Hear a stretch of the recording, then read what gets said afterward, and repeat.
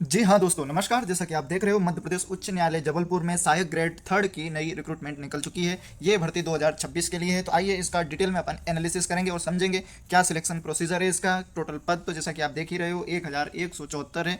और सारे अपन fact important है वो सारे इस वीडियो में कवर करेंगे। ऐसा कोई फैक्ट नहीं छोड़ेंगे जो कि आपको आवेदन करते समय कोई दिक्कत हो। तो चलिए विदाउट एनी डिले वीडियो को शुरू करते हैं। तो जैसा कि अपन यहाँ पहले मोटा मोटा देख लेते हैं, है ना। तो अपन यहाँ समझेंगे शैक्षणिक योग्यता, उसके बाद आपकी आयु से संबंधित वेतन समझेंगे, उसके बाद चयन प्रक्रिया, है ना।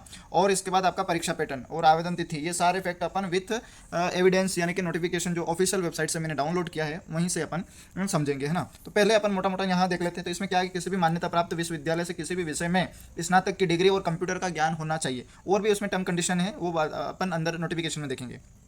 आयु आपकी यहाँ पे जैसे कि 18 से 40 वर्ष तक अगर है तो आप आवेदन कर सकते हो। रिजर्व कैटेगरी वालों के लिए रिजर्वेशन सिस्टम भी लागू है। वेतन 19,500 से 62,000 तक रहेगा, जो कि फोर्थ लेवल रहेगा। और अन्य जो भत्ते नियम जो अलाउंसेस होते हैं वो भी मिलेगा।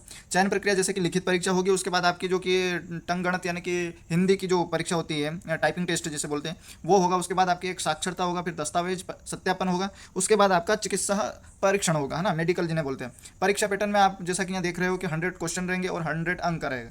ये टोटल समय आपका 120 मिनट का रहेगा और इसमें नेगेटिव मार्किंग है ना। तो चलिए विदाउट एनी डिले अपन अब डायरेक्ट जंप करते हैं नोटिफिकेशन पे। तो ये है फाइनली नोटिफिकेशन 14 अगस्त को आउट हुआ था, है ना। तो अपन यहाँ जैसा कि तारीख देख लीजिए आप, और ये अपना मध्य प्रदेश उच्च न्यायालय के बारे में बताया गया है। ये इसका क्रमांक है। ग्रेड 3 की रिक्रूटमेंट है। और ये आवेदन स्टार्ट कब से होगा, तो ये 17/8 दोपहर 12 बजे से आपके आवेदन स्टार्ट हो जाएंगे। तो इसकी लास्ट तिथि कब तक रहेगी, तो इसकी 15/9/2026 शाम 5 बजे तक रहेगी, है ना। और अगर त्रुटि अगर किसी प्रकार की अगर फॉर्म फिल करते हो जाए तो आपकी 19/9/2026 तक आप इसमें त्रुटि भी 12 बजे तक सुधार कर सकते हो। वहीं पर आवेदन में जो अंतिम तिथि इसकी जो स्टार्ट वो है 21/9/2026 से, मतलब अंतिम तिथि तक आप इसमें सुधार कर सकते हो, है ना। और आगे देख लेते हैं आपका जो पद है उसके बारे में देख लेते हैं कि टोटल का जैसा कि अपन ने पहले भी देख लिया था। टोटल पद है 1174 है टोटल। और इसमें ये सैलरी मेंशन है ना, 5,200 से। तो जैसा कि वेतन यहाँ पे दिखाया गया है कि 5,200 से स्टार्ट होगा तो 20,200 तक रहेगा। ये ग्रेड पे आपका 19 रुपये भी मिलेगा, 1900 सॉरी 19 रुपये नहीं, है ना, जो कि ग्रेड थर्ड में कंसिडर हो रहा है ना। और ये यहाँ वेतन जो कि आपका यहाँ फाइनली मेंशन कर दिया इन्होंने, है ना। जो फाइनली आपका रहेगा वो 19,500 से 62,000 रुपये लागू है ना, जो कि ग्रेड थर्ड के अनुसार रहेगा, है ना। और आगे समझ ये है कैटेगरी वाइज इन्होंने यहाँ पे मेंशन कर दिया है। जैसे कि ये यहाँ पे टोटल आपकी पोस्ट के बारे में बताया गया है ना, कुल रिक्तियाँ कितनी है। तो इसमें 1174 टोटल 100% है। उसमें आपका 13% का रिजर्वेशन अलग अलग से है। और उसके बाद 87% जो कि ओबीसी वाला क्या मामला है ये समझ में नहीं आया मुझे, है ना। तो इस हिसाब से ये जो रिजर्वेशन कैटेगरी वाइज भी इन्होंने मेंशन कर रखा है। तो ये वाला कॉलम है केवल विकलांग वालों के लिए। और जो यहाँ पे जो मेंशन है ये वाला कॉलम, तो इसमें सैनिकों की जो आरक्षित पद है उनके बारे में है। और इसके बाद यहाँ जो आरक्षण सिस्टम है जो 35% है वो वाला इसमें मेंशन कर दिया है। और ये टोटल व्यक्तियों के जो भी वर्गवार रहेंगे आपकी, जैसे कैटेगरी वाइज, जैसे कि ईडब्ल्यूएस के लिए है, ये ओबीसी के लिए है ना। और एससी एसटी के लिए है, और आपकी ये अनरिजर्व के लिए है। तो इस हिसाब से इन्होंने मेंशन करा। और भी अगर डिटेल में आप चाहें तो आप इस ऑफिशियल वेबसाइट पर विजिट करके यहाँ से डिटेल में देख सकते हो, जो कि है www.mphc.in पे जाकर आप विजिट कर लीजिए। नेक्स्ट अगला देख लेते हैं, पद की जो शैक्षणिक तकनीकी अर्हता क्या है। तो इसमें मेन चीज़ ये मांगी गई है यहाँ पे, जैसा कि मेंशन कर रखा है इन्होंने, कि आपका सीपीसीटी स्कोर कार्ड होना जरूरी है। एमपी एजेंसी द्वारा जो भी प्रमोट ऑफ जो इंफॉर्मेशन टेक्नोलॉजी है, जो कि एमपी है ना, एमएपी आईटी और एनी अदर्स एजेंसी जैसे इंस्टीट्यूशंस, है ना, रिकॉग्नाइज्ड बाय एमपी गवर्नमेंट। अगर किसी भी मतलब गवर्नमेंट मान्यता प्राप्त यूनिवर्सिटी से या आप इंस्टीट्यूशन से होना चाहिए। कंप्यूटर में 1 साल का डिप्लोमा, जिन्हें अपन कंप्यूटर एप्लीकेशन के बारे में बोलते हैं, 1 ईयर, है ना। तो और भी आगे देखते हैं, आप बताएंगे इसमें। तो जैसा कि यहाँ पे साफ साफ लिख दिया इन्होंने कि ये रहेगा आपका जो क्राइटेरिया क्या है।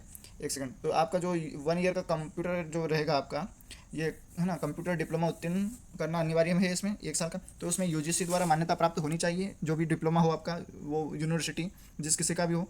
और उसमें आपका ये है कि जो कि नेशनल इंस्टीट्यूट ऑफ टेक्नोलॉजी जो कि इलेक्ट्रॉनिक एंड इन्फॉर्मेशन टेक्नोलॉजी है, तो उसका स्तर का होना चाहिए आपका। इसमें आपका पॉलिटेक्निक मॉडल, है ना, मॉडर्न ऑफिस मैनेजमेंट कोर्स भी होगा तो आप इसमें एलिजिबल हो। उसके बाद आईटीआई के द्वारा जैसे कि एक कंप्यूटर ऑपरेटर या प्रोग्राम असिस्टेंट का जैसे कि कोपा प्रमाण पत्र, तो भी आप एलिजिबल हो। अगर आपने किसी यूनिवर्सिटी से कोई बीएससी एमए, है ना, बीसीए, एमसीसी या आईटी कर रखी है या बीएससी कर रखी है, तो भी आप इसके लिए एलिजिबल हो। भले आपने बीएससी कंप्यूटर साइंस से करी हो या आईटी से करी हो, आपको इसमें आईटी सेक्टर में कंसिडर किया जाएगा, है ना।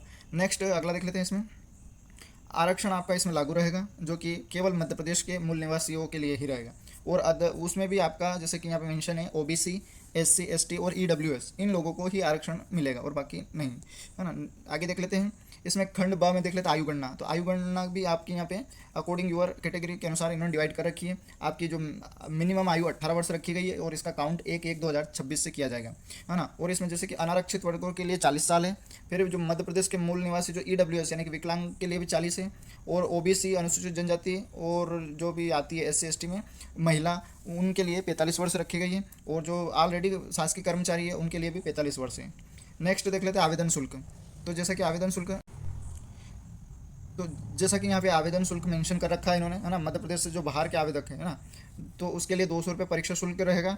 और उसके बाद, है ना, ये अनारक्षित और बाहर के जो आवेदन कर रहे हैं उनके लिए ध्यान रखना। और आपकी जो सेवा प्रदाता जो पोर्टल शुल्क रहेगा वो 773.40 पैसा रहेगा। टोटल मिलाकर आपका दोनों को 943.40 पैसा रहेगा आपका।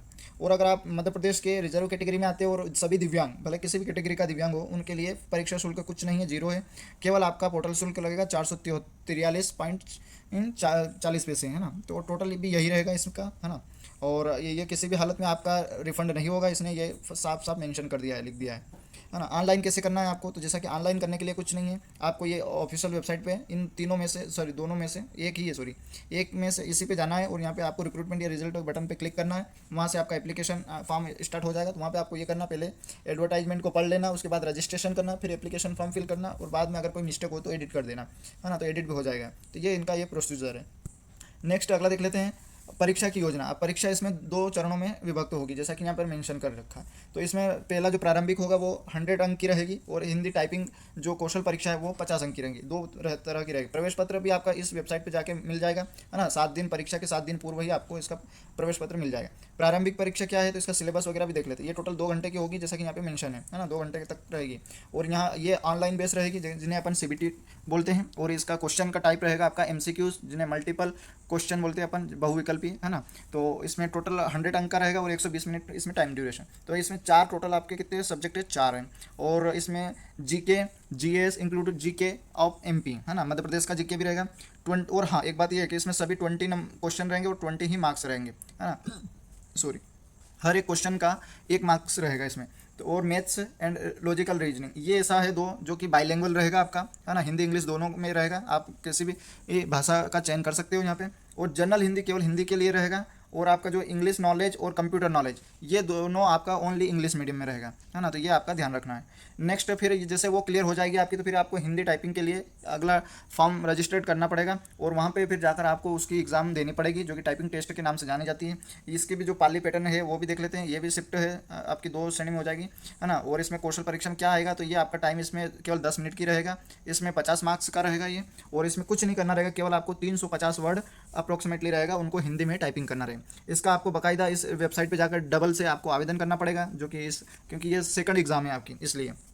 और हाँ, इसका एक स्पेशल ये है कि यहाँ पे मेंशन कर दिया इन्होंने कि आप अगर जब भी आप एग्ज़ाम देने आओ या जो कि स्किल टाइपिंग टेस्ट की, तो घर से ना कीबोर्ड लाना है, ना माउस लाना है, और ना ही कंप्यूटर लाना या लैपटॉप लाना है, कुर्सी, ये इन सभी की अनुमति नहीं है। आपको वहाँ सेंटर पे प्रोवाइड की जाएगी, ये इन्होंने मेंशन कर रखा है। नेक्स्ट देख लेते हैं हिंदी टाइपिंग का मूल्यांकन। तो आपका जो मूल्यांकन होगा हिंदी टाइपिंग का, वो इस आधार पे होगा। किस आधार पे, तो CPCT जो मध्य प्रदेश के जो कि NWPM द्वारा जो एक्यूरेसी की गणना की जाती है, उसी के अकॉर्डिंग यहाँ आपका इसमें मार्क्स की गणना की जाएगी। और अगर आप त्रुटि कर रहे हो तो 0.50 अंक काटे जाएंगे, है ना, प्रत्येक, है ना। जो कि स्पेस वगैरह ये सारे इसमें काउंट हो गया। अगर स्पेस भी अगर नहीं दे रहे हो तो इसका भी 0.10 अंक काटे जाएंगे, ध्यान रखना। तो इसलिए स्पेस का भी इसमें ध्यान रखना पड़ेगा आपको, है ना। और हिंदी टाइपिंग जो कि रेमिगेटन गेल्स जो में ही आयोजित होगी, जो कि टाइपिंग परीक्षा अनरजिस्टर्ड मोड पर में संपन्न की जाएगी। ये कोई रजिस्टर्ड नहीं होगा, अनरजिस्टर्ड मोड। और इसका अंतिम परिणाम जो कि चयन होगा वो किस आधार पे होगा, तो जैसा कि यहाँ मेंशन कर दिया इन्होंने, तो आपका इसमें 55% न्यूनतम अनरिजर्व OBC और सामान्य वर्गों के लिए लाना रहता है, 45% अनुसूचित जनजाति और दिव्यांग कैटेगरी वालों को लाना रहता है, और 40% EWS वाले अभ्यर्थियों को लाना रहेगा इसमें, है ना। अगर लाया है तो आप पास हो जाओगे इसमें। अब अगर एक और, हाँ, एक कंडीशन है इसमें। एक कंडीशन ये है कि ये बॉन्ड है ना, जब आप त्याग पत्र दोगे तो उसमें ध्यान रखना है। तो ये आपका केवल बॉन्ड के रूप में 2 लाख रुपए आपसे क्या करेंगे, जो कि बंद पत्र जो बॉन्ड निष्पादित करना होगा आपका 2 लाख वचनबद्धता देनी होगी आपको। और आपको न्यूनतम यहाँ पे कितना, तो 3 साल तक आप इसमें काम करना ही पड़ेगा। अगर किसी कारणवश आप नहीं कर रहे हो तो आपको ना ये जो बंद पत्र रहेगा वो जब्त हो जाएगा, और 2 लाख रुपये की बंद राशि भी आपको भुगतान करना होगी, है ना, क्योंकि ये बॉन्ड पे आधारित है ना, ध्यान रखना आप। नेक्स्ट अगला देख लेते हैं, यात्रा भत्ता आपका इसमें नहीं मिलेगा, इन्होंने साफ मेंशन कर दिया। तो जैसा कि इसमें देखा है कि यात्रा भत्ता का आप इससे उम्मीद ना करें, है ना। और ये फाइनली जैसा कि आप देख रहे हो, और चैनल पर नए हो तो सब्सक्राइब कर दीजिए, लाइक कर दीजिए। फिर मिलेंगे नेक्स्ट वीडियो में, तब तक के लिए जय हिंद।